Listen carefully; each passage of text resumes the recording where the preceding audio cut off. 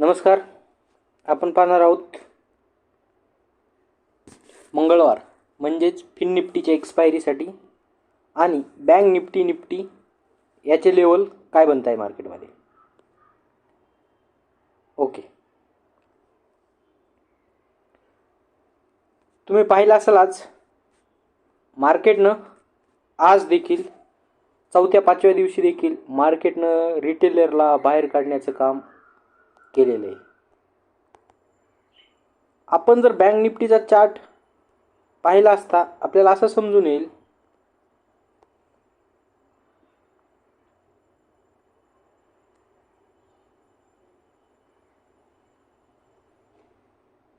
Check या ठिकाणी market तुमचं ओपन झालं. या कॅन्डलला मार्केटनं काय केलं, पहिल्याच कॅन्डल एकदम हाय बनवल्या, त्यानंतर जी रेंज होती कंटिन्युअस त्या रेंजमध्ये होल्ड राहिलं आणि अचानक या पॉईंटपासनं या पॉईंटपर्यंत म्हणजे लगभग 46,500 पासनं ते जवळपास 46,022 लो मारला.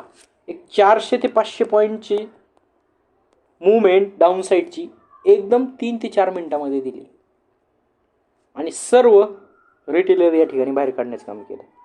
त्यानंतर काय केलं चेक करा.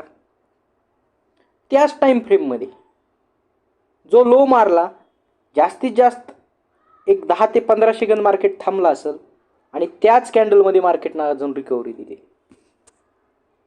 म्हणजे ज्यांना कोणी पुट घेतला असेल तो बी उडवला, कारण की ही कॅन्डल छोटी नव्हती. लक्षात ठेवा, जवळपास आपण ही कॅन्डल जर पाहिली तर 46,28 पासनं ते 46,260 म्हणजे लगभग 250 पॉईंटची कॅन्डल होती.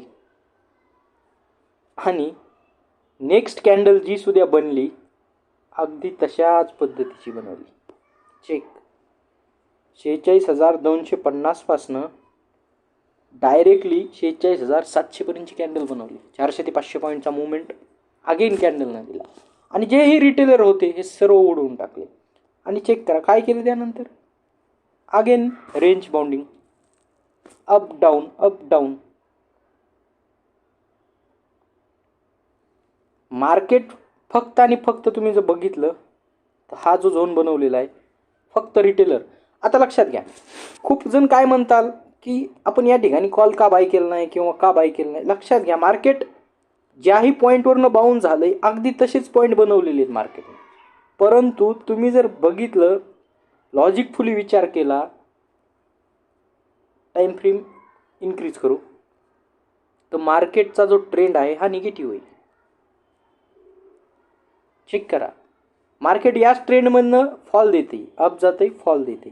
आजही याच ट्रेंडचा सपोर्ट घेऊन बँक निफ्टीवरती गेलेली.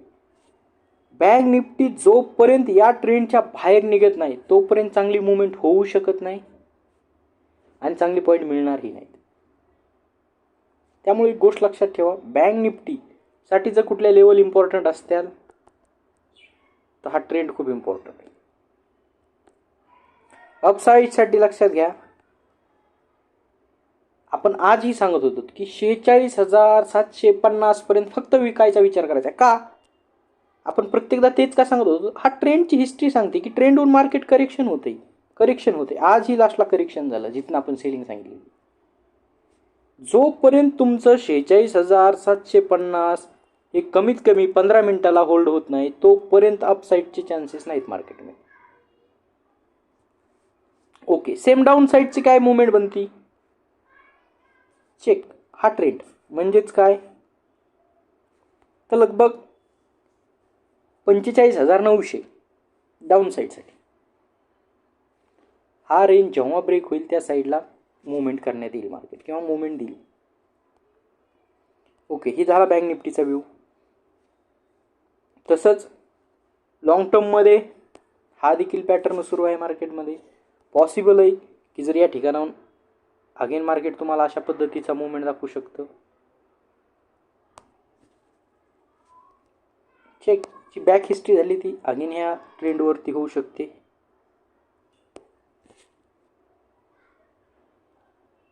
48,300 ते 48,700 पर्यंत टार्गेटसाठी. त्यासाठी लक्षात ठेवा डाऊन साईडला 46,100 15 मिनिटाला डाऊन साईड होल्डिंग, अप साईडला 46,750.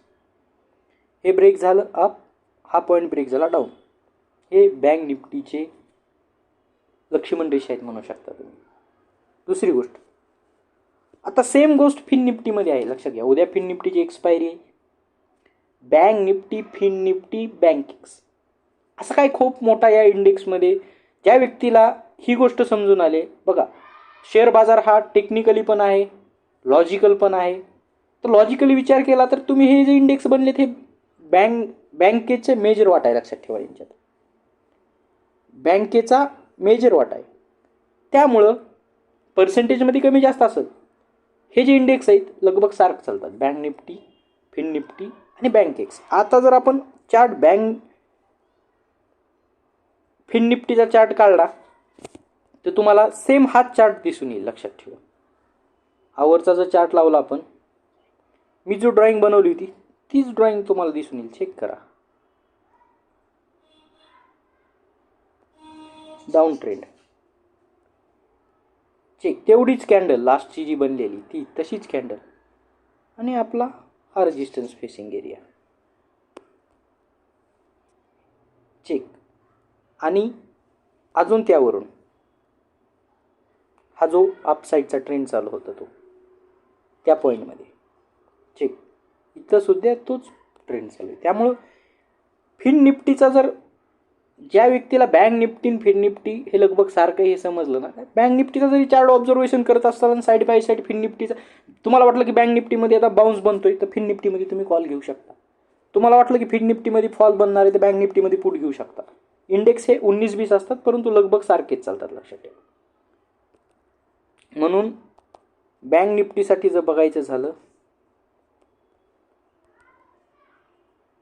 तर 20,700 15 मिनिटासाठी होल्डिंग पाहिजे. 15 मिनिटासाठी होल्डिंग पाहिजे तर आणि तरच बाउन्स बनू शकतो. अन्यथा अगेन फॉल. डाऊन साईडचा म्हणलं तर ज्या ज्या पॉईंटवरनं रिकव्हरी झाली ते पॉईंट पकडून चला. हा पॉईंट भेटून जाईल लगभग इथला 20,450 15 मिनिटासाठी डाऊन साईड. तर फॉल आहे, अपसाईड लेवल दिलेले आहे. हे झाले बँक निफ्टीचे सेम. ओके, सिल्वरमध्ये तुम्हाला मी सांगितलेलं आहे की 76,000 आपलं टार्गेट आहे. लगभग आज डन होत असेल. सिल्वरमध्ये तुम्ही जर व्हिडिओ बघत असाल तर मी तुम्हाला सांगेल, जर कोणी व्हिडिओ बघत असेल किंवा लगेच पाहिला असेल तर लक्षात घ्या सिल्वरमध्ये तुम्हाला 76,000 क्रॉस झाल्यानंतर एक 400 ते 500 पॉईंटचा मुवमेंट मिळू शकतो, जी की बॅक हिस्ट्री सांगते. त्यामुळे 76,080 लेवल इम्पॉर्टंट आहे. ब्रेक झाली की सिल्वरमध्ये चांगला मुवमेंट भेटेल. ओके, जर स्टॉकमधलं बघायचं झालं तर बघा आपले 2 स्टॉक आपण वॉच करून ठेवलेले आहेत. एक आहे डेक्सॉन. चेक करा तो जो करेक्शन आलं त्या करेक्शनमध्ये लगभग 72 पासून तो स्टॉक 65 पर्यंत आला आणि लक्षात घ्या ह्या 3 दिवसामध्ये अगेन तिथपर्यंत गेलेला आहे. त्यामुळं आपण हा डेक्सॉनचा कॉल पण दिलेला आहे आणि डेक्सॉन वॉच पण करा. लक्षात ठेवा डेक्सॉनमध्ये चांगला मुवमेंट ब्रेकआउट आहे. कारण की तुम्ही जर विचार केला लॉंग टर्ममध्ये डेक्सॉन पाहिला तर लक्षात घ्या डेक्सॉनचा ऑल टाईम हाय ब्रेक झालेला आहे. डेक्सॉनचा 70-50 हा खूप रेजिस्टन्स एरिया आहे. हा खूप इम्पॉर्टंट एरिया आहे. या एरियाच्या वरती डेक्सॉन जर सस्टेन झाला तर सडन तुम्हाला मुवमेंट मिळू शकते आणि खूप चांगली मुवमेंट मिळू शकते. लक्षात ठेवा खूप चांगली मुवमेंट. म्हणून डेक्सॉन कॉल जर तुम्हाला डाऊनमध्ये भेटला तर होल्डिंगसाठीही तुम्ही कॅरी करू शकता आणि स्टॉक ऑप्शनमध्येही डाऊन साईडला मिळालं तर कॅरी करू शकता. Okay,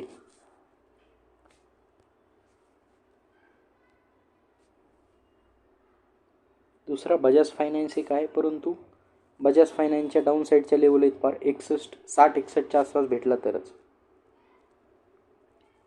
thank you.